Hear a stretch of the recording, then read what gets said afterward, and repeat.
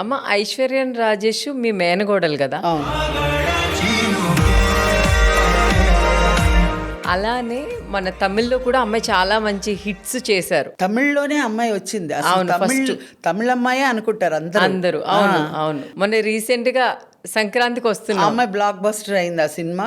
ఆ అమ్మాయికి ఆ సినిమా రావడం అదృష్టం. అంతకు ముందు 4-5 సినిమాలు చేసింది. చేశారు. విజయ్ దేవరకొండ గారితో విజయ్ చేశారు. దేవరకొండ వరల్డ్ ఫేమస్ చేసింది, కౌశల్య కృష్ణమూర్తి చేసింది, కెఎస్ రామారావు గారిది మంచి క్యారెక్టర్లే చేసింది. బట్ ఇది బ్లాక్ బస్టర్ అయింది.